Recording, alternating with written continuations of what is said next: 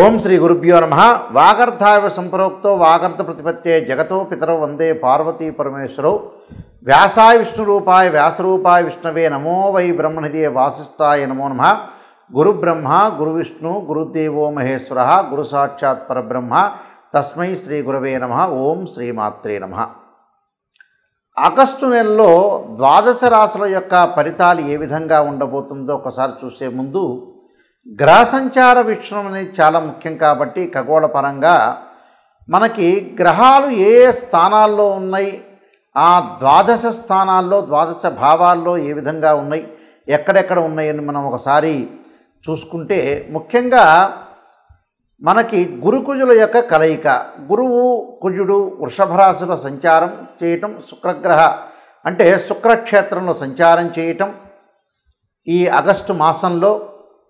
ఈ ఆగస్టులో కర్కాటక సింహరాశిలో సూర్యభగవానుడు యొక్క సంచారం చేయటం అంటే కొన్ని రోజుల పాటు ఒక 2 వారాల పాటు సూర్యుడు కర్కాటక రాశిలోను తర్వాత సింహరాశిలో సంచారం చేయటం, బుధ శుక్రుల యొక్క సంచారం అనేది సింహరాశిలో ఉండటం, బుధుడు వక్రీభావంలో కలగటం, మళ్ళీ కర్కాటక రాశిలోకి రావటం, అలానే కేతు యొక్క సంచారం కన్యారాశిలో ఉండటం, గురువు యొక్క క్షేత్రమైన మీనరాశిలో రాహు యొక్క సంచారం, శని వక్రస్థితిలో కుంభరాశిలో సంచారం చేయటం వల్ల గ్రహస్థితి అనేది ఆగస్టు మాసంలో ఈ విధంగా ఉంటుంది. అంటే ముఖ్యంగా గురువు 2, 5, 7, 9, 11 స్థానాల్లో సుఫలితాన్ని ఇస్తాడు. ఇక్కడ కుజవత్ కేతు అంటారు. కుజకేతువులు 3, 6, 11 స్థానాల్లో సుఫలితాన్ని ఇవ్వటం. శనివత్ రాహు అంటారు. శని రాహులు 3, 6, 11 స్థానాల్లో సుఫలితాన్ని ఇవ్వటం. రవి సూర్యభగవానుడు 3, 6, 10, 11 స్థానాల్లో సుఫలితాన్ని ఇచ్చే అవకాశం ఉండటం. అలానే బుధుడు 2, 4, 6, 11 స్థానాల్లో మంచి ఫలితాలు ఇవ్వటం. దాంతోపాటు మనకి శుక్రగ్రహం అనేది 1, 2, 4, 5, 8, 9, 11 స్థానాల్లో సుఫలితాన్ని ఇస్తాడు. అంటే ఇవన్నీ కూడా గోచారరీత్యా చెప్పబడే ఫలితాలు. అంటే this is the transit system అంటారు. ఈ ట్రాన్సిట్ సిస్టమ్ ప్రకారంగా వాళ్ళ రాశి దగ్గర నుంచి ఒక్కొక్క గ్రహం అనేది ఈ రాశిలో ఉంటే మాత్రమే సుఫలితాన్ని ఇస్తాడని మీరు ప్రత్యేకంగా గుర్తుపెట్టుకోవాలి.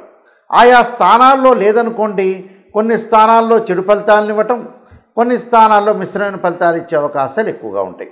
అంటే ఇవన్నీ కూడా మనకు ఆగస్టు మాసంలో గ్రహాలు అనేవి మారుతూ ఉంటుంటాయి.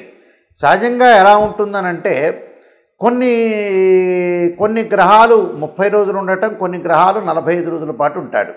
గురువు ఒక రాశి నుంచి మరొక రాశికి మారటానికి సంవత్సర కాలం ఉంటాడు.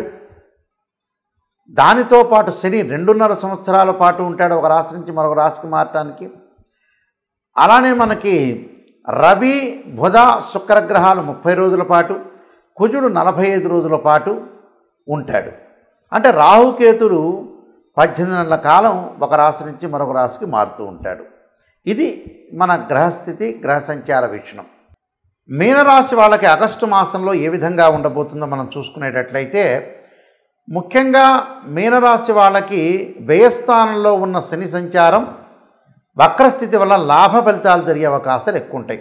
అంటే ఉద్యోగంలో ప్రమోషన్లు, అలానే అనుకూలమైన ఫలితాలు, వ్యాపార పరంగా అనుకూలంగా ఉండటం, నూతన వ్యాపారాలు ప్రారంభం చేయొచ్చు. అలానే అనేక మార్గాల్లో ఆదాయం బాగా పెంపొందించుకునే అవకాశాలు ఎక్కువగా ఉండటం వల్ల శని వల్ల అనుకూలమైన ఫలితాలు బాగా జరిగే అవకాశాలు ఎక్కువ ఉంటాయి. మీనరాశి వాళ్ళకి 6వ స్థానంలో బుధుడు వల్ల ఆనందము, మనోధైర్యము, ధనలాభము, విజయప్రాప్తి, మాట చెల్లుబాటు కావటం, ఆరోగ్యపరంగా ఇబ్బందులు తొలగే అవకాశాలు, రుణబాధలు తగ్గించుకోవటం, అలానే వ్యాపార రంగాలు అభివృద్ధి చేయటం, నూతన వ్యాపారాలు ప్రారంభం చేయొచ్చు, భాగస్వామ్య వ్యాపారం బాగా కలిసి వచ్చే అవకాశాలు ఉంటాయి. 6వ స్థానంలో శుక్రగ్రహం యొక్క ప్రభావం వల్ల జ్ఞాతుల వల్ల కలహాలు, అన్నదమ్ముల యొక్క పిల్లల వల్ల కలహాలు జరగటం, కుటుంబంలో కొన్ని సమస్యలు రాకుండా జాగ్రత్త ఉండాలి. భార్యాభర్తల యొక్క ఆరోగ్య విషయంలో కొంత జాగ్రత్త ఉండాలి. ఎవరిని కూడా నమ్మకూడదు, నమ్మినట్టు మాత్రం నటించాలి. నమ్మక ద్రోహం కలిగే అవకాశాలు ఉంటాయి. అలానే కుజుడు ప్రభావం వల్ల అనుకూలంగా ఉంటుంది. అలా భూ సంబంధమైన వ్యవహారాలు బాగుంటాయి. అలానే గృహ నిర్మాణం చేపట్టబడే అవకాశాలు ఎక్కువగా ఉంటాం.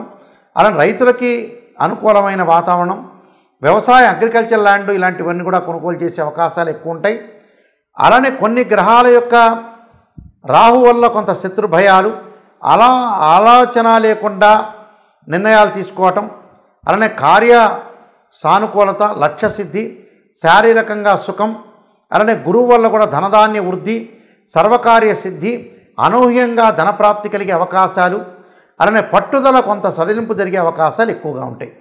అయితే ఈ గ్రహాల యొక్క కలయిక వల్ల లాభస్థానంలో శని యొక్క సంచారం వల్ల కూడా మీనరాశి వాళ్ళకి చాలా అద్భుతమైన ఫలితాలు జరిగే అవకాశాలు ఎక్కువగా ఉంటాయి. అంటే కుటుంబ జీవితంలో ఆనందం కలుగుతూ ఉంటుంది వీళ్ళకి.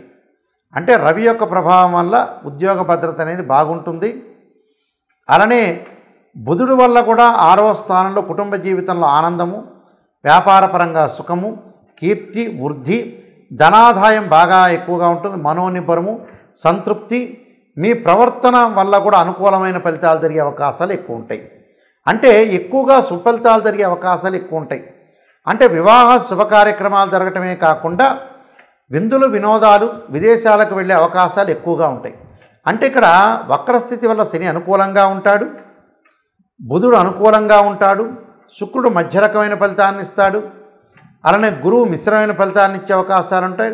కుజుడి వల్ల భూ సంబంధమైన విషయాలు కానీ, అలానే వ్యవసాయ పనులు కానీ, రైతులకు కానీ, అలానే ఆరోగ్యం అనేది గతం కంటే కూడా ఇప్పుడు కుదుటపడే అవకాశాలు ఎక్కువ ఉంటాయి.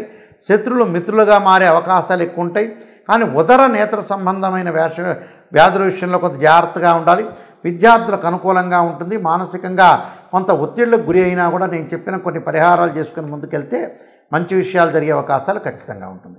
ఈ రాశి వారికి ప్రత్యేకంగా ఆగస్టు మాసంలో కొన్ని ప్రత్యేకమైన పరిహారాలు చేసుకోవాలి.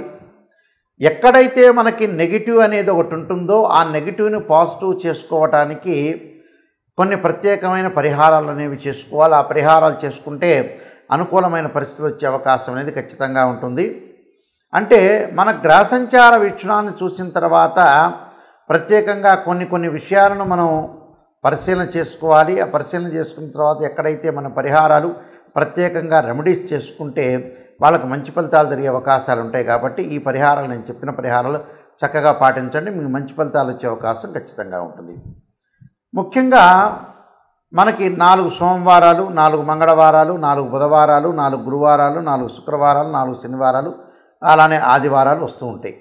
అయితే ప్రతి సోమవారం రోజున కూడా మీరు ఏం చేయాలంటే ఈ రాశి వాళ్ళు ప్రాతకాలంలో కానీ ఒకవేళ కుదరలేకపోతే ప్రదోషకాల సమయం ఉంటుంది.